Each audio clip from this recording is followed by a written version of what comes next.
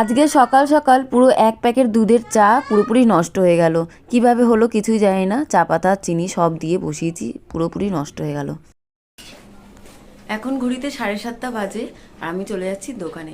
ঘরের তো সব কাজই হয়ে গেছে, কালকে রাত্রে তো সবই সেরে রেখেছিলাম, শুধু ঘরটা মুছেছি।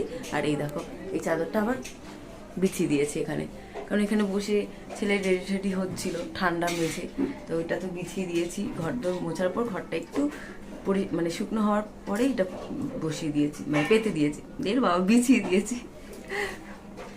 আমার কথা এত গুলিয়ে যায়, যেমনি কালকে ট্রাঙ্কের ট্যাঙ্কি ট্যাঙ্কি বলে।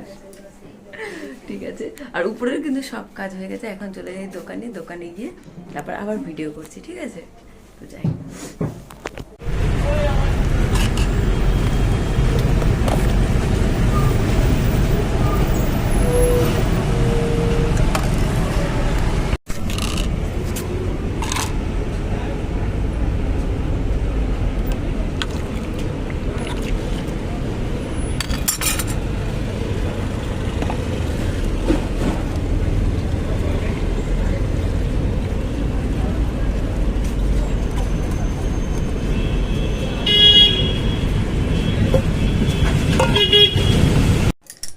সকাল সকাল একটা দুধের চা পুরোপুরি নষ্ট হয়ে গেল। কিভাবে হলো জানি না, এর আগে তো কোনোদিনও হয়নি। যে দোকান থেকে আমি দুধ নিই সেই দোকান থেকেই কিন্তু নিলাম, এর আগে আমার কোনোদিনই এমন হয়নি সেই দোকানের দুধ। তো কিভাবে হলো জানি না। সকাল সকাল আগের দিন তো এগুলো ভালোভাবে মেজে ধুয়ে রাখি, আর সকালবেলা যখন চা বসাই তখনও কিন্তু জল দিয়ে আমি ধুয়ে নিই ভালোভাবে। তো কিভাবে কাটলো জানি না, আমার ভুল না দুধ খারাপ ছিল, যাই হোক হবে। তো ওটা আবার ভালোভাবে মেজে ধুয়ে নিলাম, 2-3 বার করে ভালো করে ধুলাম, কারণ একটা তো ভয় থাকেই না যদি আবার নষ্ট হয়ে যায়। প্রথমে বসিয়েছিলাম একটা মগের মধ্যে, এই যে, কিন্তু মগের মধ্যে তো হবে না, ভালো করে ফুটবেও না। তার জন্য মগ থেকে আবারও ওই বড় সসপ্যানের মধ্যে বসিয়ে দিলাম। প্রথমে ভেবেছিলাম মগের মধ্যে যেমন করে নেব, আবার ধুয়েই সসপ্যানের বসাবো, যদি আবার কেটে যায় আবার নষ্ট হয়ে যায়, একটু ভয় ভয় লাগছিল আর কি। কিন্তু তাও কিন্তু করতে তো হবেই, ভালো করে ফোটাতে হবে চাটা, তাই না? তো ওটা আবার ভালো করে ধুয়ে মেজে নিয়ে এবার আরেক বসিয়ে দিলাম। তো হতে থাক, দেখি কি হয়। একটু ভয় ভয় লাগছিল, কারণ সেই একই দোকানেরই দুধ।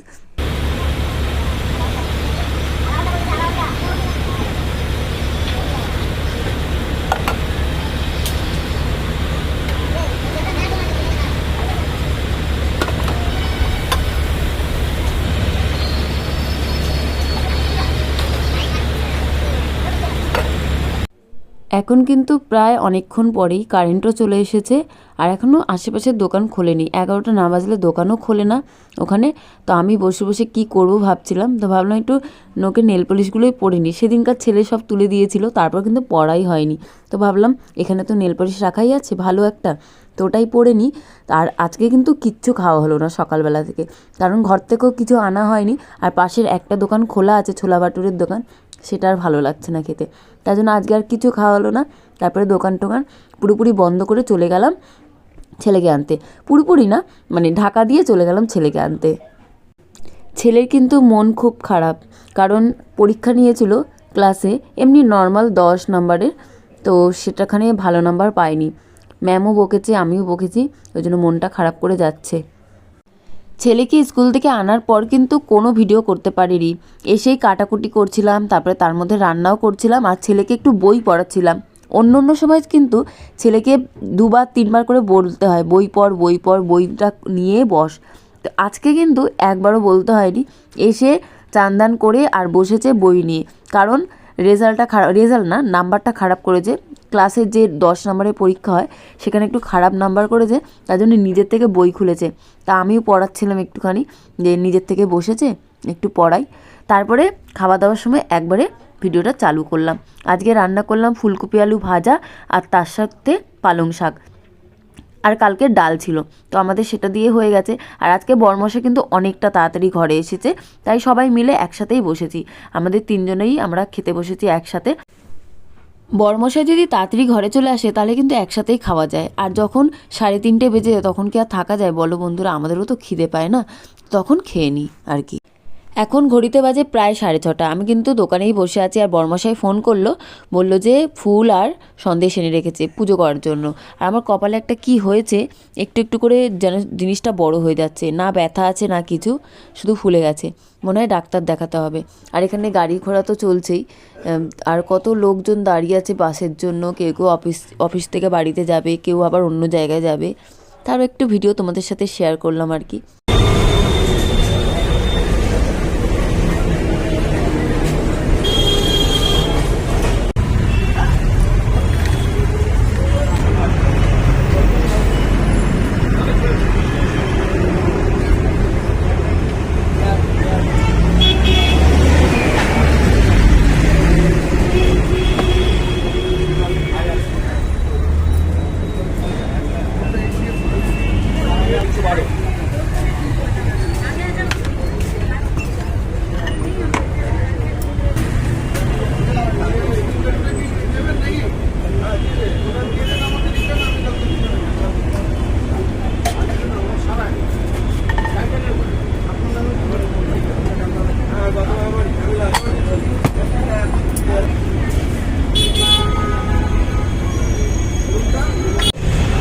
এখন আমি দোকানটা আস্তে আস্তে গুছিয়ে আর ঘরের দিকে যাব।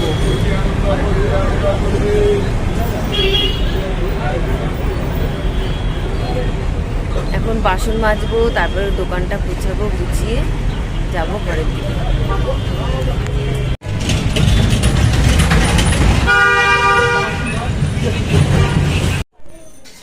দোকান থেকে ঘরে এসেছি, তখন ঘড়িতে 9টা বাজে, আর এখন ঘড়িতে বাজে 9টা 19। তো উপরে এসেছি, এখন আমি পুজো দেবো। 9টা 19 বাজে। এই দেখো ফুল এনেছে, মিষ্টি এনেছে, আর কি এনেছে, একটু ফলটা মনে হয় না, মিষ্টি আছে। তো আজকে তো কার্তিক পুজো। আমার ঘরে মাটির কার্তিক ঠাকুর নেই, কিন্তু ফটোর কার্তিক ঠাকুর আছে, এই দেখো, দেখতে পাচ্ছ? তো আমি এখন পুজো দিয়ে নিই। আমার ঘরে মাটির ঠাকুর ছিল, আমার ঘরে ঠাকুরও ফেলেছিল কার্তিক ঠাকুর, যখন আমার ছেলে হওয়ার আগে পুজো করেছিলাম 3 বছর, তখন তো ভিডিও করতাম না, কিন্তু ওই যে ঠাকুর আছে, পুজো তো করতেই হবে, তাই না? ঘরের মতন একদম ঘরোয়া ঘরোয়া পুজো। এটা সিল্কের ওড়না, বারবার খুলে খুলে পড়ে যাবে, এটা সুতির ওড়না আনলে ভালো হতো। তো যাই হোক, আমি এখন পুজোটা দিয়ে নিই। হ্যাঁ, ঠাকুর ঘরটা এতটাই ছোট যে ফুলের মালাগুলো দিয়ে ভর্তি হয়ে যাচ্ছে, আর থালা কোথায় বসাবো কি জানি। আর এই যে এখন তো গাঁদা ফুল অনেক মানে পাওয়া যায়, সেই কারণে গাঁদা ফুলের মালা, কিন্তু ওই যে ছোট ছোট বেল ফুল না জুঁই ফুল বলে, ওই মালাগুলো কিন্তু বেশ ভালো লাগে, বেশ ভালো লাগে। তো এইগুলো দিয়ে মানে পুরো ছোট্ট একটা ঠাকুর ঘর, তো ছোট্ট ঠাকুর ঘরটা পুরো মানে ভর্তি ভর্তি হয়ে যায়, ওই মালাগুলো হলে বেশ ভালো হয়। আবার এখন মনে হয় ওই মালাটা পাওয়া যায় না, তার জন্যই হয়তো নেয়নি। আর মনে হচ্ছে কোনো দেখা যাচ্ছে না। হ্যাঁ, আমি এটাই বলতে চাচ্ছিলাম, ঠাকুর দেখা যাচ্ছে না। কি করবে, এখন তো এই মালা পাওয়া যাবে না, ছোট এই মালা, এই মালাই নিতে হবে। বড় দেখা যাচ্ছে মুখগুলো এই একটু একটু করে। এই পুজো হয়ে গেল, আর ওখানে তো কত জামা কাপড় সব গোছানো আছে। আর এই দেখো ঠাকুরের মুখগুলো দেখা যাচ্ছে, একদম শুধু মুখগুলো সরি সরি সুন্দর করে ফুলগুলো দিয়েছি। বড়মশাই সন্দেশ নিয়ে এসেছে, আমি ভাবলাম ফলও এনেছে হয়তো, কিন্তু শুধু সন্দেশ নিয়ে এসেছে। আর প্রদীপ আর ধূপকাঠি কিন্তু আমি নিচে এই যে রেখেছি। এখানে তো ছোট জায়গা, এখানে যদি রাখি তাহলে এই জায়গাটা তাপ লেগে লেগে পুরো গরম হয়ে, সেদিনকার পুরো এখানে গরম হয়ে গেছিলো, আবার জল দিয়ে দিয়ে ঠান্ডা করতে হয়েছে। মানে এখানে কাগজটা আবার পুরোও গেছে, তাই নিচেই থাকে, ধূপকাঠিটা পুরোই নিচে থাকে, আর প্রদীপ এখানে দিই। আর ওই যে মোমবাতিটা আছে তো, তাই একটু বেশি বড় হয়ে গেছে, আর শিকাটা এখানে ধরে যাচ্ছে, তাই নিচেই রেখেছি। এই যে পুজো দেওয়া হয়ে গেল, এখন নিচে যাব, রান্না করব, রুটি করব, রুটির সাথে একটা কিছু করব, রাতের খেতে তো হবে, তাই না? তো যাব, একটু পরে যাচ্ছি।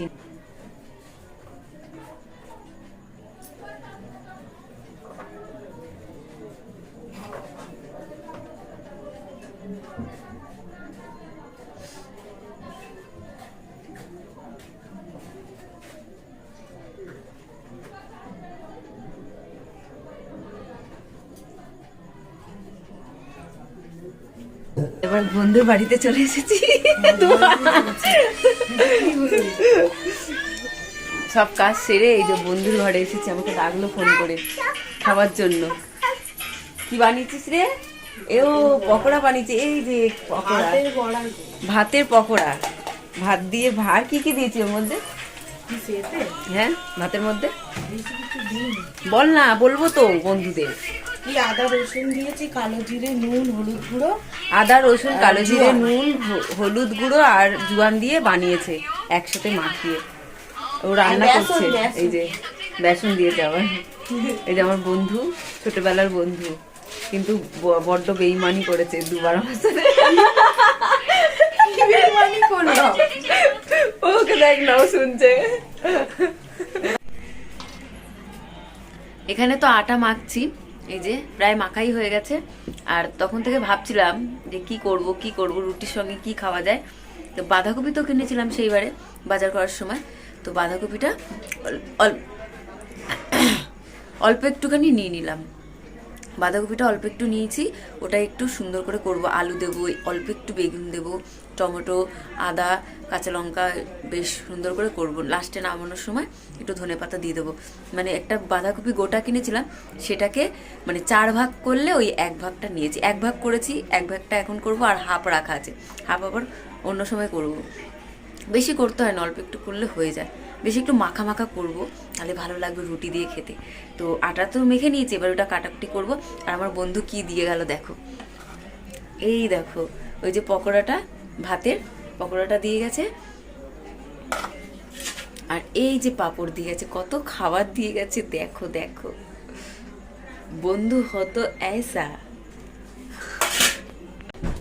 এখানে সবকিছু রেডি করে নিয়েছি বাঁধাকপির জন্য। টমেটো, ধনেপাতা, কাঁচা লঙ্কা কেটে নিয়েছি। এখানে আটা মাখা হয়ে গেছে। বাঁধাকপিটা কেটে নিয়েছি কিন্তু ধোয়া হয়নি, এটা ধোবো। আর এই যে আদা আর কাঁচা লঙ্কা একসঙ্গে বেটে রেখে দেবো। আর এর মধ্যে বেগুন আর আলু কাটা আছে, আর এগুলো এক্ষুনি তুলে ফেলে নেবো, হয়ে যাবে। আর এগুলো আমাদের খাওয়া কমপ্লিট হয়নি, কারণ অনেকটা দিয়েছে, এই জন্য রাখা থাক এখন, পরে দেখা যাক কেউ যদি খায়। 10:30 বাজে, এখনো রান্না করতে পারিনি, শেষ করতে পারিনি। এটা বসিয়ে আর রুটি করব। 10:30 বেজে গেছে ঘড়িতে। কালকে আবার উঠতে হবে তাড়াতাড়ি, ছেলের স্কুল আছে, দোকানে যাব।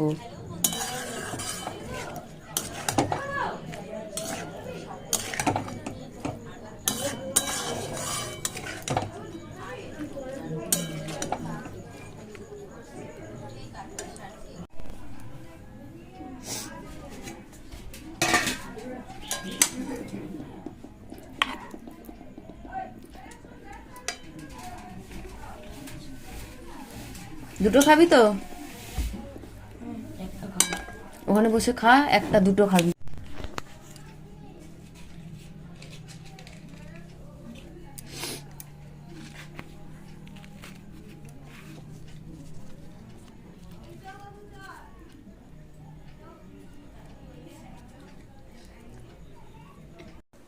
দোকান থেকে ঘরে আসার সময় বরমশাই এগুলো সব নিয়ে এলো, আগে থেকে বলে রেখেছিল, তো উনি আজকে দিয়ে গেছেন। তো ওইগুলো এখন ঘরে নিয়ে এসেছে। তো চলো দেখে নিই কী কী আনা হলো আজকে। সর্ষের তেলের প্যাকেট দুটো নিতে বলেছিলাম, একটা মনে হয় নিয়েছে। ও ঠিক আছে, কোনো ব্যাপার না। কোলগেট নিয়েছে একটা বড়, দরকার ছিল এটা। এই যে কাজু বাদাম, এইটা হলো আমাদের সবার জন্য, 3 জনের জন্যই। পাস্তা, বাপ রে বাপ কত বড় পাস্তা এনেছে। এই বাদাম, কাঠবাদাম, ওইগুলো একটু সরাতো বাবা, হাত দিয়ে ভেতরে ঢুকাতে হবে না। এই যে কিশমিশ, বাও ভালো ভালো জিনিস চলে এসেছে। এইগুলো খিদিরপুর থেকে আনা হয়নি, এইগুলো কিন্তু এমনি এই যে আমাদের দোকানের ওখানে, মানে কালীঘাটে বড়মশাইয়ের দোকানের ওখানে একজন দিয়ে যায়। আর একবারে টাকা দিতে হবে না, ওই রোজ দিন 50-100 টাকা করে করে দিলে হবে। সে 2000 টাকা হোক আর 4000 টাকা হোক, একবারে দিতে হবে না। ওই 50-100 টাকা এমনিভাবে দিলে হয়ে যায়। কালকে অনেক কিছু আনবে আরও, তো ভালো হলো আমি একটু কিশমিশ ভিজিয়ে রাখি একেবারে। কাজু বাদামটাও ভালো হয়েছে।